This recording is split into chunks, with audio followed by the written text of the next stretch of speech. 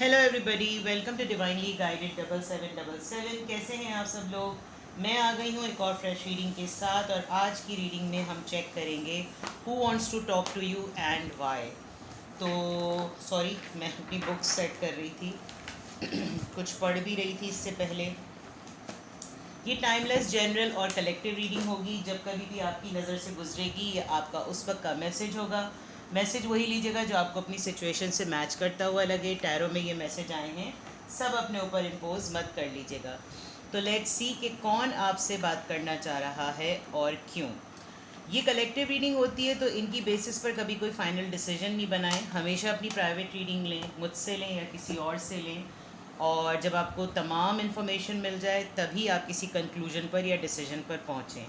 Even अगर आप एक सिंगल क्वेश्चन भी पूछना चाहते हैं तो वो भी आप मुझसे पूछ सकते हैं, क्योंकि मैं भी उसका आंसर भी बहुत डिटेल देती हूँ।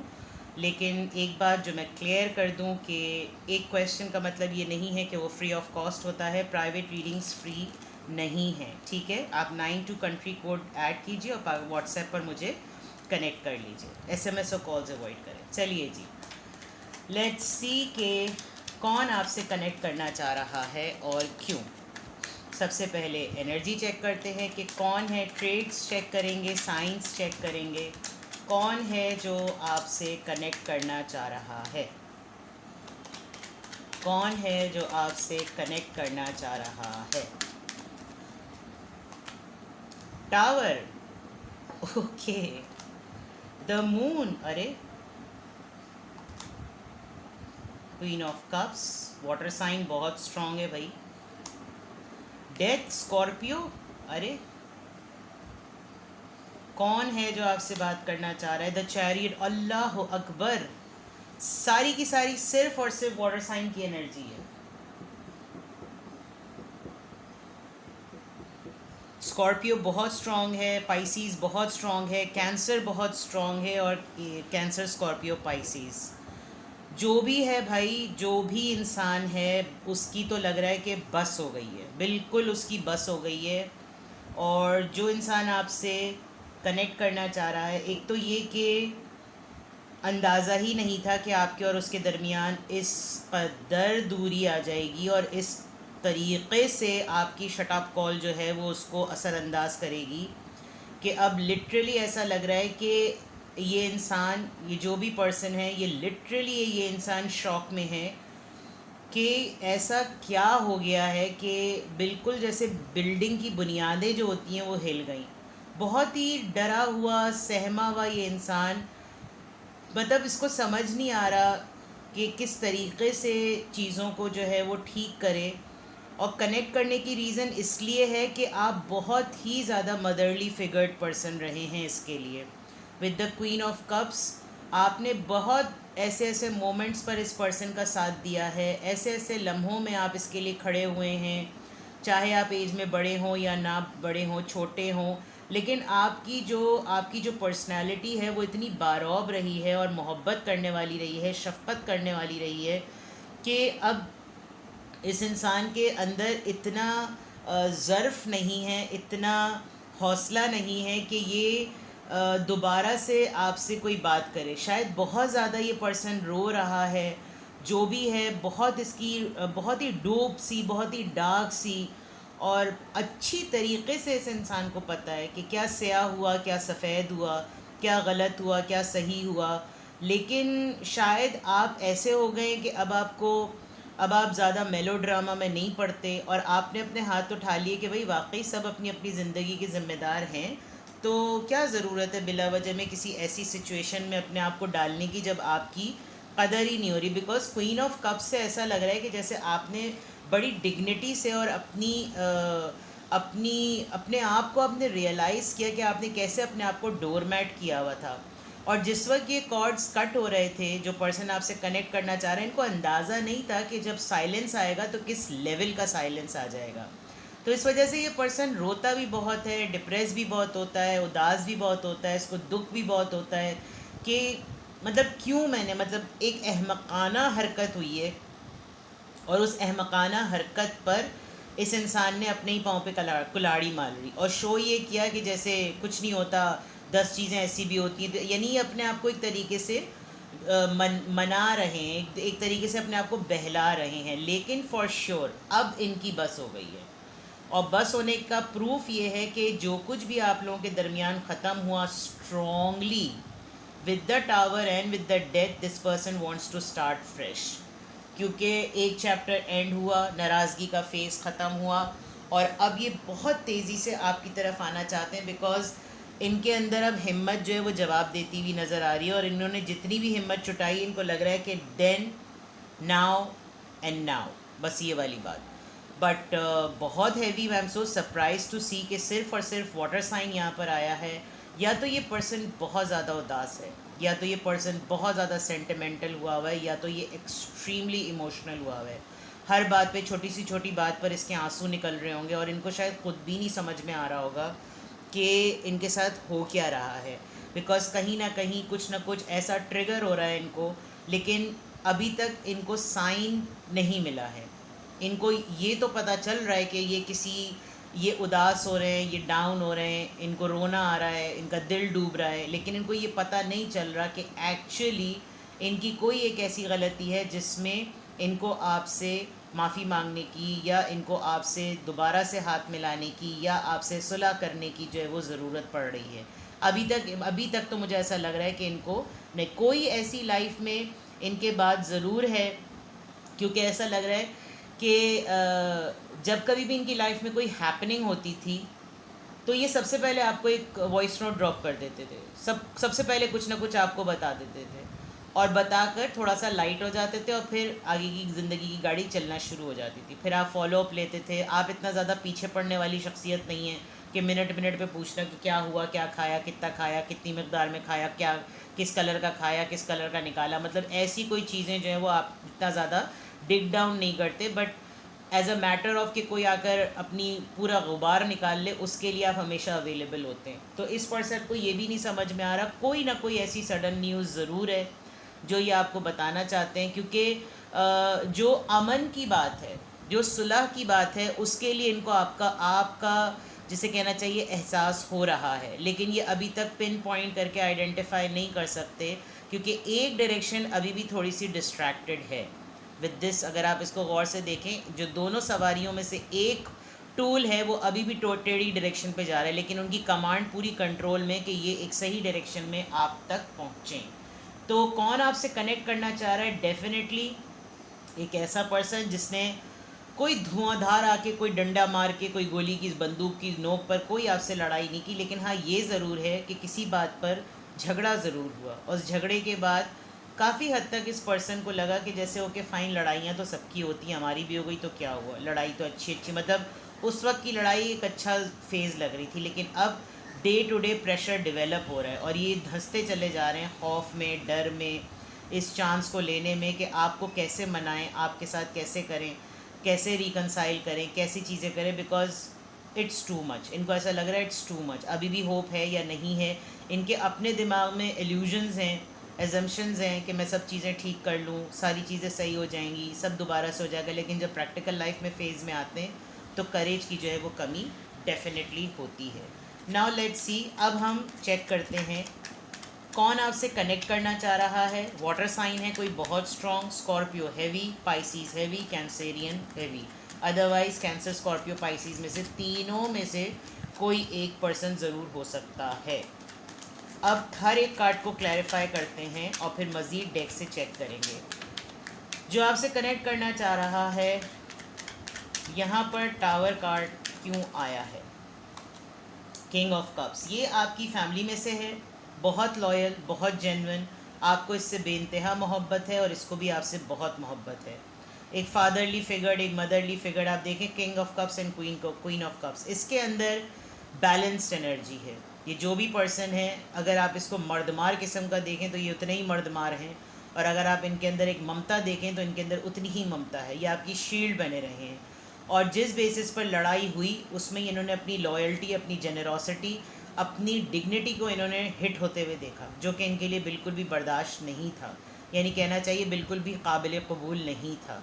तो ये लड़ाई अगर आप दोनों के दरमियान हुई, या आपके बड़े सिबलिंग हो सकते हैं, कोई बड़ा फैमिली का मेंबर हो सकता है, आपके पार्टनर भी हो सकते हैं, लेकिन अभी तो ये कनेक्ट करने की बात है, तो ऐसा नहीं लग रहा कि ये पार्टनर है। जो भी है बहुत दूर का पर्सन है, जिससे काफ़ी अरसे से आपकी बातचीत ख़त्म हो गई है। 18 डेज़ हो गए, 18 मंथ्स हो गए, 13 डेज़ हो गए, 7 मंथ्स हो गए, कुछ इस तरह का सिलसिला है। लेकिन लड़ाई आपकी किसी ऐसी बात पर हुई कि शायद कभी भी नहीं, यानी ये एक मिराकुलस बात है कि आप दोनों के दरमियान लड़ाई हो गई। ओके, 2 कार्ड्स आए, मुझे दोनों लेने पड़ेंगे। 10 ऑफ वॉन्ड्स। क्यों मून का कार्ड यहाँ था? जो आपसे पर्सन कनेक्ट करना चाह रहा है, दरअसल इनकी लाइफ में कोई इंसान अगर मौजूद भी है एज अ पार्टनर, आपकी वजह से इनको उसकी ज़्यादतियाँ इतनी महसूस नहीं होती थी। हालांकि किंग ऑफ वॉन्ड्स बड़ा पैशनेट कार्ड है, लेकिन जो इंसान इनकी ज़िंदगी में एज अ पार्टनर है, वो इनको जो ट्रबल देता है, वो अब आपकी एब्सेंस में ये बहुत ज़्यादा बेयर कर रहे हैं विद द 10 ऑफ वॉन्ड्स। जिम्मेदारियाँ अगर एक तिनके की भी मिल रही हैं, तो उनको एक बहुत बड़ा मनोटन लग रहा है कि मंस में या टन्स में जो है वो हैवी लोड लग रहा है।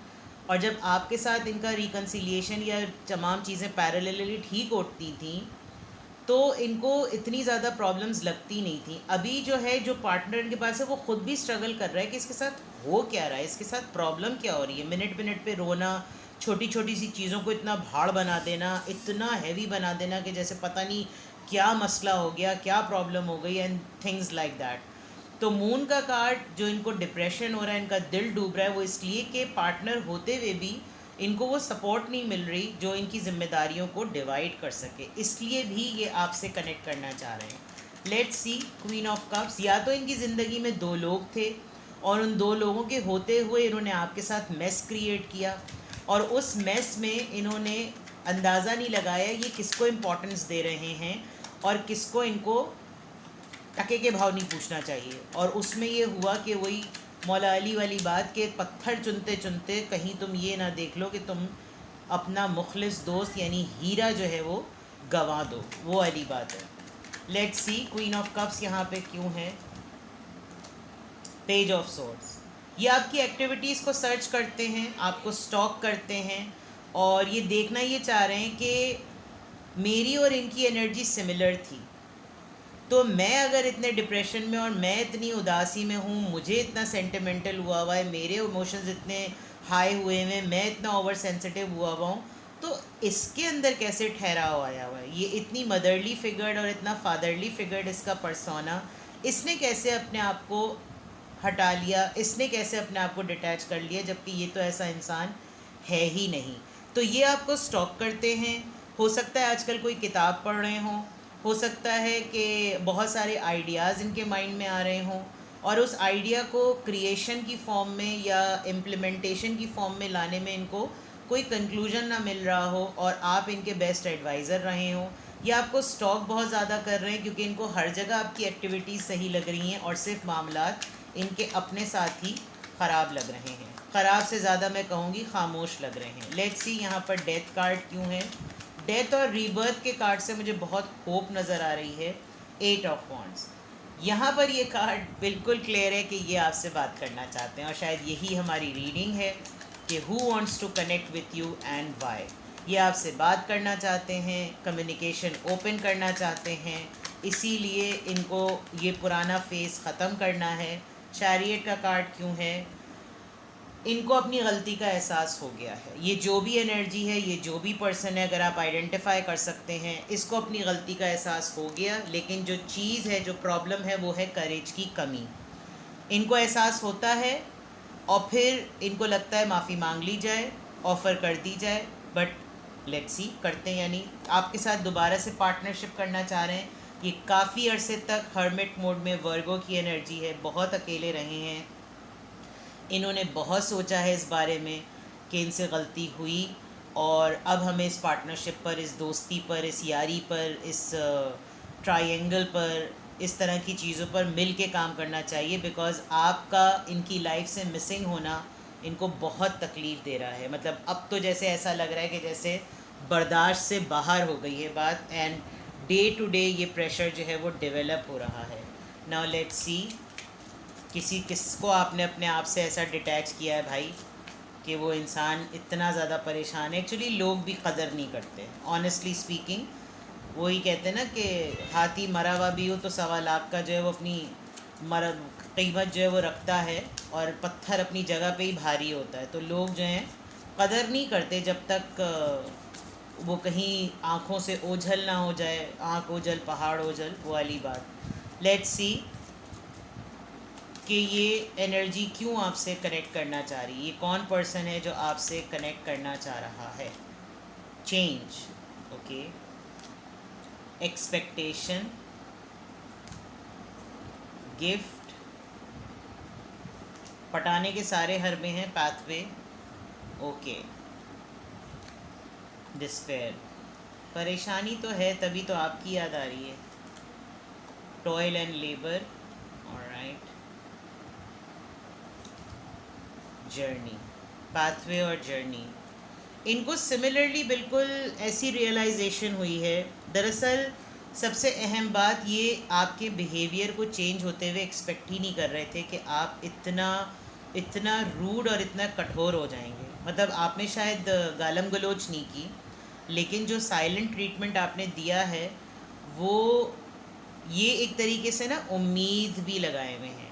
आज स्ट्रांगली इस बात का हो रहा है कि ये आपसे उम्मीद भी लगाए हुए हैं कि उसके अंदर मेरा मिजाज जितना भी ख़राब सही, लेकिन उसके अंदर वो इतना डेयरिंग है कि वो इस सिचुएशन को बदल देगा और फिर चीज़ें ठीक हो जाएंगी। मे बी आपको कोई गिफ्ट दें और कहें कि यार आई एम सॉरी, बस मेरी तरफ से तुम ये ले लो, बट आप इस तरह के हैं नहीं।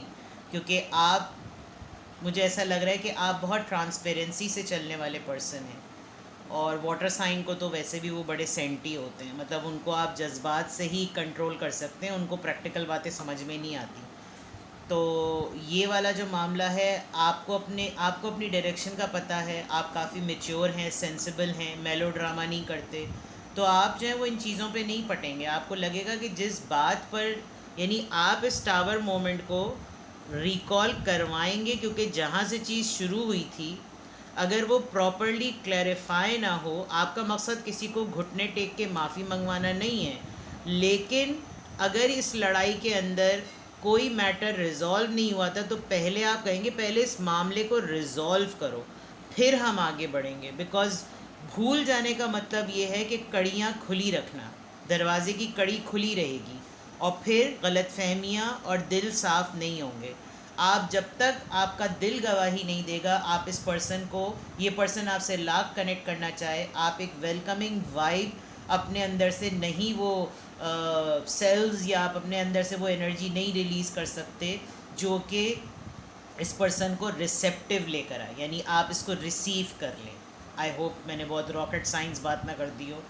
यानी कि आप जो हैं वो जब तक मिसअंडरस्टैंडिंग्स को दूर नहीं करेंगे, अगर मैं सिंपल अल्फाज में समझाऊं, तब तक आप आगे नहीं बढ़ सकते। ये एनर्जी अगर आप गेस कर चुके हैं कि कौन है, अगर इसने आकर आपसे तमाम मिसअंडरस्टैंडिंग को वर्ड टू वर्ड क्लैरिफाई नहीं किया, और अगर कोई थर्ड पर्सन भी इन्वॉल्व था, उसको भी बिठाकर अगर आपने क्लैरिफाई नहीं किया, तब तक आप रिसीव नहीं करेंगे। आप हाथ खोल के हार लेकर खड़े हुए नहीं होंगे कि आओ मैं तुम्हें हार पहना और तुम मैं पीछे हो, फिर तुम मुझे फीफा लात मारो। No, you want each and एवरी थिंग ट्रांसपेरेंट एंड फेयर। ठीक है, तो ये एनर्जी है जो आपसे कनेक्ट करना चाह रही है, ये इसके पर्पस बिहाइंड रीजंस हैं। और हो सकता है ये ट्रैवलिंग कर रहे हों, अकेले ट्रैवल कर रहे हों, और ट्रैवल करने का या प्लान कर रहे हों, और उस ट्रैवल करने से पहले ही आपसे माफ़ी तलाफ़ी कर लें, किसी रिलीजियस मकाम पर जाने की बात कर रहे हों। तो क्या इनको जो है वो सेंस हो सकता है, ये उनको लगता है कि सारे इख्तलाफात ख़त्म करके मैं इन चीज़ों पर, इस ट्रिप पर जाऊं, ताकि ज़िंदगी मौत का कुछ नहीं पता, कुछ ऐसी चीज़ें। प्लस आजकल इनका हार्ड टाइम भी चल रहा है, और जिस तरीके की ये मेहनत कर रहे हैं, बिल्कुल हैंड्स ऑन एक्टिविटीज़, हाथों से काम लेना, बहुत ही ज़्यादा परेशानी, पीछे काम कैसे चलेगा, और बहुत ज़्यादा, यानी अपने आप को हर तरह से मसरूफ़ रखने के बावजूद भी दे आर क्वाइट अपसेट। ठीक है, तो ये रीडिंग अगर आपसे रेजोनेट करती है तो लेट्स सी कि आपके लिए क्या एडवाइस है। अगर आपने सेंस कर लिया है कि ये एनर्जी कौन है, तो लेट्स सी कि आपके लिए क्या एडवाइस है।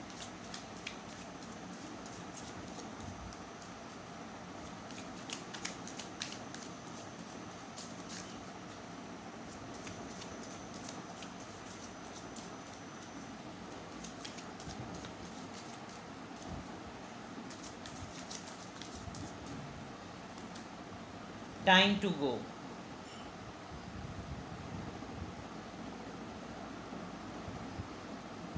अपने अंदर से इस बर्डन को निकाल दें आप। अनलेस कोई आपको देखें, नॉट फॉर यू। सी, किसी का भी शतरंज का मोहरा ना बने आप, क्योंकि अगर कोई आपको अपने मफाद के लिए इस्तेमाल कर रहा है, yes, this is from your family. आपने बिल्कुल इसी तरीके से इसको फीड किया है और बीच में किसी ने फ़ायदा ज़रूर उठाया है। आप एक बड़ी डिफरेंट पर्सनालिटी हैं। अगर आप देख सकते हैं कि ये जिराफ जो है, अगर ये स्ट्रेट हो जाए तो ये इस टेंट में से, इसमें से निकल जाएगा। दैट मीन्स आपने हमेशा, जो आपका झुकने वाला एक स्टाइल है कि आप हमेशा, जैसे आप खुद इतने फर्म और इतने स्टर्न हैं, आप हमेशा झुक के सबसे मिलते हैं। तो हर दफ़ा झुकना भी जो है वो मुनासिब नहीं होता, क्योंकि अकड़ना आपकी सिफत नहीं है और होना भी नहीं चाहिए। मौला अली का कौल है कि अकड़ता तो मुर्दा है, और इंसान में तो सिफत है कि वो फ्लेक्सिबल हो जाए। लेकिन जहाँ पर बात, यहाँ पर ऐसा लग रहा है कि जैसे आपको हमेशा इस्तेमाल अपने मफाद, अपने उसके लिए यूज़ किया जाता है। तो अगर आपको, आपकी गट फीलिंग आपको ये कह रही है कि मैंने अपनी फ़ितरत को, अपने मिजाज को, अपनी आदत को और अपने ख़यालात को और अपनी प्रैक्टिसेस को बदलना नहीं है। आज आपकी बदनसीबी है कि, मतलब मैं आपसे मुराद उस पर्सन को कह रही हूँ कि इस पर्सन की बदनसीबी है कि ये इस अच्छे इखलाक की आदत से जो है महरूम हो गया अपनी हरकतों की वजह से। तो इसका कतई मकसद ये नहीं है कि आप झुकना या आप फ्लेक्सिबल होना छोड़ दें। दुनिया भरी पड़ी हुई है नेक और अच्छे अमल करने के लिए और इन प्रैक्टिसेस को फॉलो करने के लिए।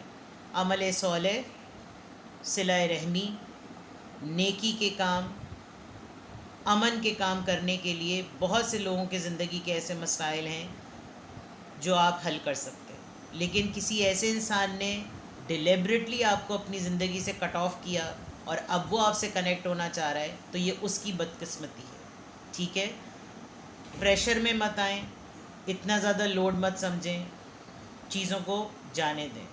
और आपका ये फोटे नहीं है, टाइम नॉट फॉर यू से बिल्कुल क्लियर है। आपको इसमें कुछ करने की ज़रूरत नहीं है। ना तो ये सिचुएशन आपके लिए है, ना ये इनिशिएट करना आपके लिए है। जिसने जो करना है, जिसको निदामत हो रही है, शर्मिंदगी हो रही है, कुछ भी हो रहा है, वो खुद आए। आपको कुछ करने की ज़रूरत नहीं है। This is nothing for you which you should do. ठीक है, थोड़ी सी रीडिंग लंबी हो गई। अपना बेहद ख्याल रखिएगा। प्राइवेट रीडिंग्स के लिए I am available even for a single question, and private readings are not for free. Alright, bye bye.